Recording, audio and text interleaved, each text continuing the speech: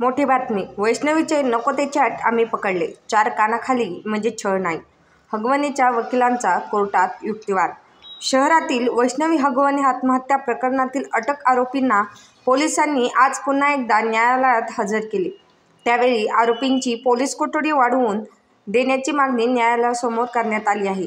तर आरोपींच्या वकिलांकडून युक्तिवाद करताना वैष्णवीच्या चारित्र्यावर प्रश्न उपस्थित करण्यात आले आहेत. यावेळी न्यायाधीशांनी आरोपींना पोलीस कोठडी दरम्यान पोलिसांकडून काही त्रास झाला का हे विचारले असता 5ही आरोपींनी नाही असे उत्तर दिले.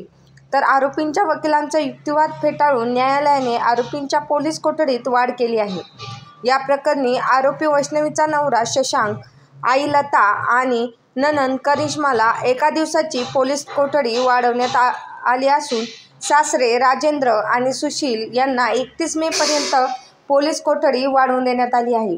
फिर्यादीच्या वकिलांनी पोलीस कोठडी वाढवून देण्याची मागणी केली होती. या प्रकरणातील फरार निलेश चव्हाण कुठे आहे याची चौकशी करायची आहे. मोबाईलमध्ये व्हिडिओ शूटिंग असू शकते. तसेच आरोपींनी हुंड्यात मिळालेले 51 तोळे सोने गहाण ठेवले आहे त्याची माहिती द्यायची आहे.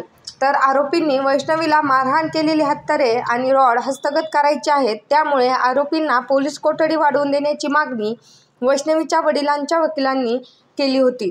त्यानुसार न्यायालयाने पोलीस कोठडीत वाढ केली आहे. हगवणेच्या वकिलांचा युक्तिवाद. हगवणे कुटुंबियांच्या वकिलांकडून आरोपींना पोलीस कोठडीची गरज नसल्याचा युक्तिवाद करताना वैष्णवीचे न्यायालयात चारित्र्यहनन करण्याचा प्रयत्न करण्यात आल्याचे पाहायला मिळाले.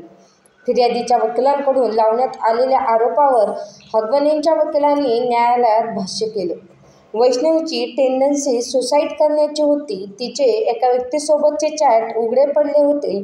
त्यातून तिने अनेकदा आत्महत्येचा प्रयत्न केला होता. एकदा रॅट पॉयझन खाऊन आणि एकदा गाडीतून उडी मारून तिने जीवन संपवण्याचा प्रयत्न केला होता. अशा धक्कादायक दावा राजेंद्र हगवणेच्या वकिलांनी न्यायालयात केला आहे. तसेच आरोपी निलेश चव्हाणला अडकवण्यात येत असल्याचंही वकिलांनी म्हटलं आहे.